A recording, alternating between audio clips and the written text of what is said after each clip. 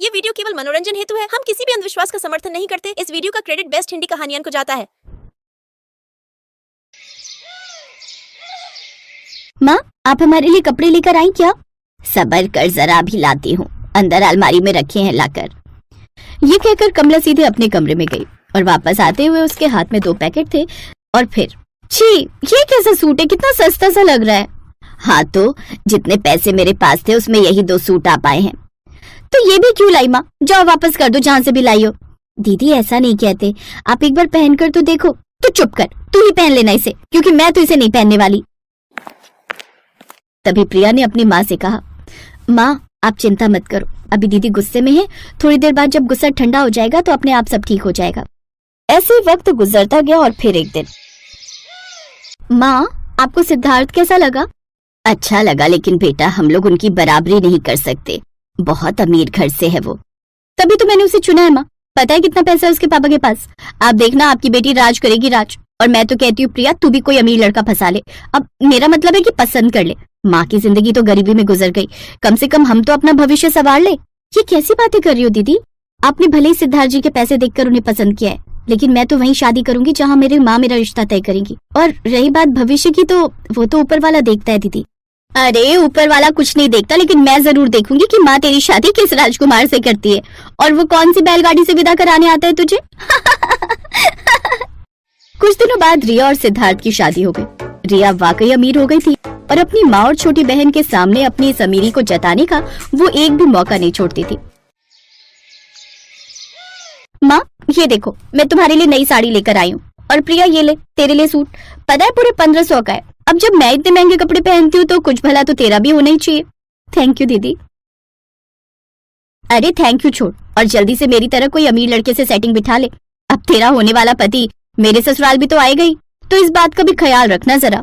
ऐसे कुछ और साल बीत गए और फिर कमला ने प्रिया की शादी आकाश से तय कर दी। आकाश बहुत ही अच्छा और संस्कारी लड़का था।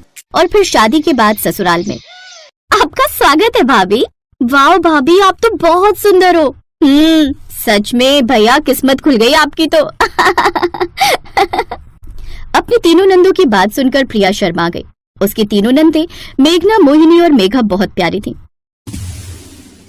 भाभी आपसे बात करके बहुत अच्छा लगा, अब हम अपने कमरे में चलते। भैया को भी तो आपसे ढेर सारी बातें करनी होंगी ना। चुप कर शैतान कहीं की। अच्छा भाभी, आपको किसी भी चीज की जरूरत हो तो मुझे आवाज दे देना। ठीक है। अब एक बात कहूँ? हाँ बोलो ना भाभी। आप तीनों बड़ी ही प्यारी हो। अपनी तारीफ सुनकर तीनों बहनें मुस्कुराकर अपने कमरे में चली गई और फिर आकाश कमरे में आया। तो क्या बातें चल रही थी भाभी और नंदों के बीच? कुछ नहीं, मैं बस ये कह रही थी कि वो तीनों बड़ी ही प्यारी हैं। हाँ ये तो है, पता है माँ बाबूजी के जाने के बाद मैंने इन तीनों को अपनी बहनें नहीं बल्कि बेटियां मानकर पाला है। ये कहते हुए आकाश की आंखों में आंसू थे। फिर उसने लंबी सांस लेते हुए आगे कहा, वो रात में कभी नहीं भूल सकता। एक औरत इन तीनों बच्चियों को हमारे घर के बाहर छोड़कर चली गई और उसके कुछ दिन बाद ही मेरी माँ और बाबूजी को कुछ लोगों ने मार डाला। वो लोग कौन थे, कहाँ से आए थे, कुछ पता नहीं चला, लेकिन तब से तीनों ही मेरा परिवार बन गए। तो इसका मतलब ये आपकी सगी बहनें नहीं है? नहीं, पर ये तीनों मुझे अपनी जान से भी ज्यादा प्यारी हैं और ये तीनों भी मुझे ही अपना सब कुछ मानती हैं। वो मेघना है ना, पता है उसने बहुत जल्दी घर की सारी जिम्मेदारियां संभाल ली ताकि मैं अपने काम पर ध्यान लगा सकूं। फिर उसी ने दोनों छोटी बहनों को पाला। क्या बताऊं तुम्हें, बड़े कष्ट सहे हमने प्रिया। अब बस मैं आ गई हूँ ना, मैं इनकी भाभी नहीं बल्कि माँ बनकर रहूंगी, ये वादा करती हूँ आपसे।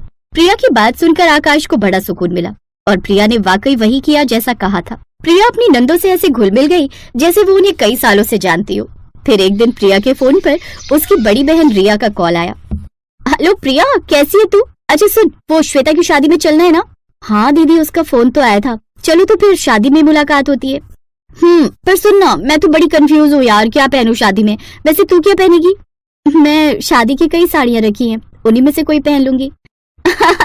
मैंने कहा था ना किसी अमीर लड़के से शादी कर। अगर बात मान ली होती मेरी तो आज मेरी तरह तू भी नई नई साड़ी खरीद रही होती। रिया की बात सुनकर प्रिया को गुस्सा भी आया और दुख भी हुआ, लेकिन उसने पलट कर कुछ कहा नहीं। फिर कुछ दिन बाद शादी का दिन भी आ गया और जब प्रिया नहाकर बाहर निकली तो उसने देखा कि उसके बिस्तर पर एक बिल्कुल नया और काफी महंगा लहंगा रखा हुआ था। ये लहंगा ये किसका है और यहाँ कौन लाया? ये आपके लिए है भाभी, भैया ने भिजवाया है, बोला है कि आप इसे पहनकर ही जाना अपनी सहेली की शादी में। अरे पर ये तो बहुत महंगा लग रहा है। अब ये तो भैया ही जाने। वैसे एक बात तो साबित हो गई कि वो आपसे प्यार बहुत करते हैं। उस लहंगे को देखकर प्रिया बहुत खुश हुई, लेकिन शादी में उसे इतना बढ़िया लहंगा पहने देखकर रिया की आंखें तो फटी की फटी रह गई। ऊपर से वहाँ हर औरत प्रिया के लहंगे की तारीफ कर रही थी। ये सब रिया से देखा नहीं गया और उसने चिढ़ते हुए प्रिया से कहा, अरे प्रिया, तू तो बड़ी सुंदर लग रही है। वैसे इतना महंगा लहंगा किराए पर लिया है या फिर इसे खरीदने के लिए कहीं तेरे पति ने अपनी किडनी विडनी तो नहीं बेच दी ना? रिया की बात सुनकर वहाँ मौजूद औरतें हंसने लगी, जबकि इस बात पर प्रिया को बहुत गुस्सा आया और वो वहाँ से बिना कुछ कहे चली गई। रिया की अच्छी खासी बेइज्जती हो चुकी थी जो उससे बर्दाश्त नहीं हो रही थी। इस बात से रिया इतना गुस्सा हुई कि उसने अपनी कार उठाई और प्रिया के ससुराल की तरफ बढ़ गई। वहाँ पहुँचते ही उसने गुस्से में प्रिया के घर में आग लगा दी। तभी आग देखकर, हैं? ये आग कैसे लग गई?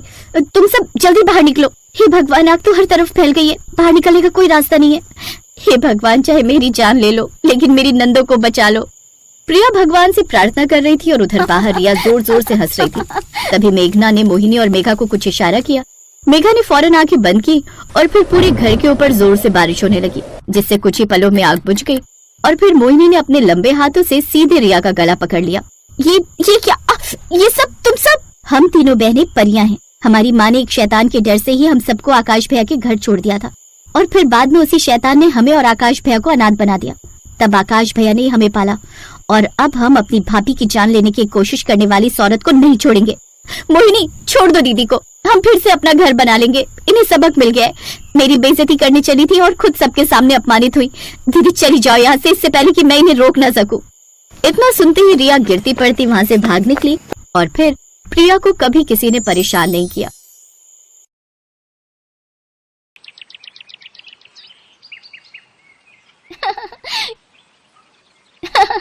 कितना मजा आ रहा है ना? हाँ, और आज तो परीलोक का मौसम भी कितना सुहाना है। एक तो इतना अच्छा मौसम और ऊपर से आज तो माँ भी यहाँ नहीं है। आज तो जितना जी चाहे मस्ती कर सकते हैं हम। हाँ, पर शाम होने से पहले हमें वापस परी महल पहुँचना है। अगर माँ को पता चल गया कि हम सारा दिन बाहर थी तो वो बहुत नाराज होंगी। अरे तू चिंता क्यों करती है? मैं अपनी ये छड़ी घुमाऊंगी और पलक झपकते ही तुम दोनों के साथ परी महल उड़कर पहुंच जाऊंगी। वाह रागनी, क्या बात कर दी।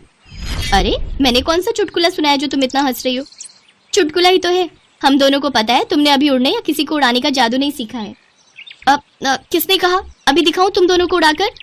हाँ हाँ दिखाओ ना, हम भी तो देखें जो जादू अब तक हमें नहीं आया वो तुम्हें कैसे आ गया।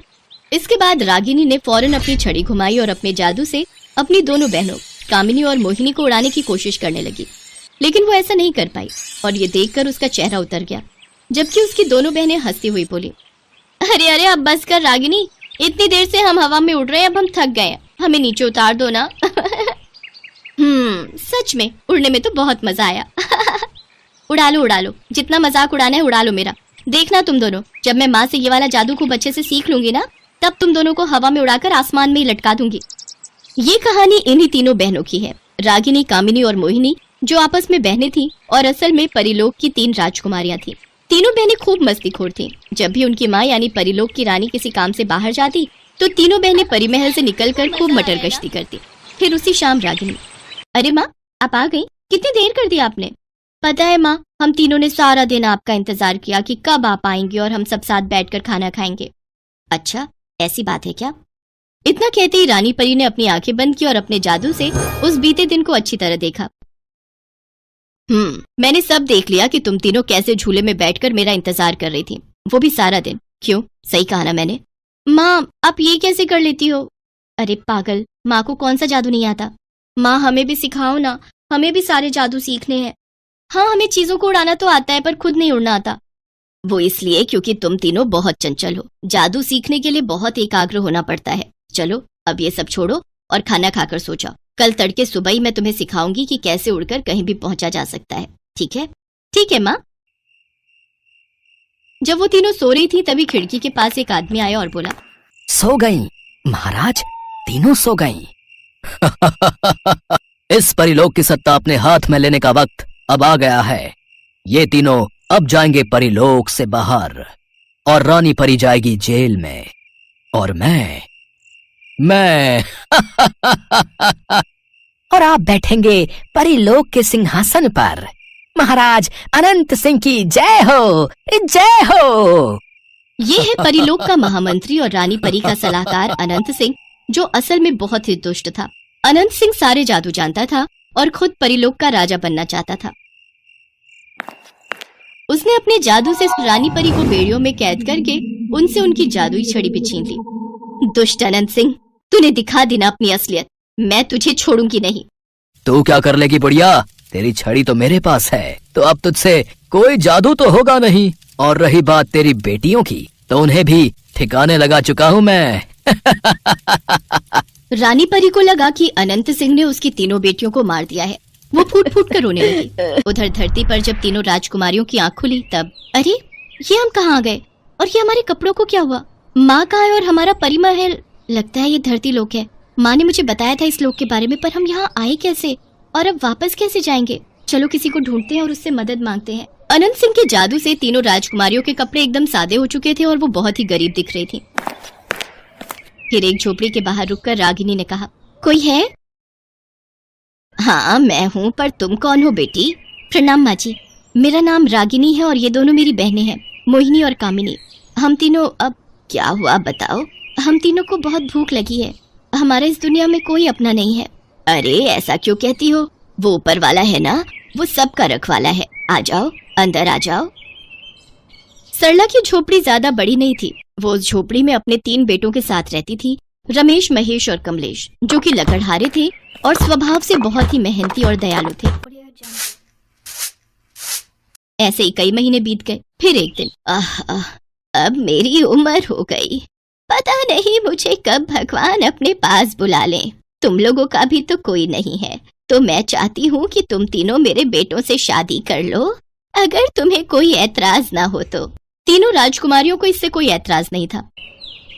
जैसे ही तीनों भाइयों ने अपनी अपनी पत्नी की मांग में सिंदूर भरा, अचानक एक तेज रोशनी हुई, जिसके साथ ही तीनों राजकुमारियां अपने असली रूप में आ गईं और उन्हें उनकी जादुई शक्तियां भी वापस मिल गईं। ये सब देखकर सरला ने अपनी तीनों जादुई बहुओं के सिर पर हाथ रखते हुए कहा, तुम तीनों तो साक्षात लक्ष्मी का अवतार हो। तुम तीनों को अपनी बहुओं के रूप में पाकर मैं तो धन्य हो गई।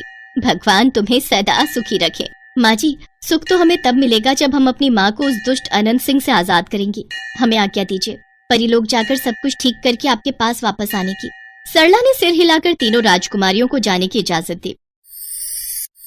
तीनों राजकुमारियों ने मिलकर अनंत सिंह का सामना किया और उसे हराकर परिलोक और रानी परी को आजाद करवाया। और फिर, कहाँ जा रही हो मेरी बच्चियों? अब मुझसे दूर मत जाओ। नहीं माँ, हमें जाना ही होगा, क्योंकि अब हमारी एक और माँ है और परिवार भी। क्योंकि अब हम आपकी नटखट बेटियां नहीं रही, बल्कि एक घर की जिम्मेदार बहुएं बन गई हैं, तो हमें हमारा कर्तव्य तो निभाना ही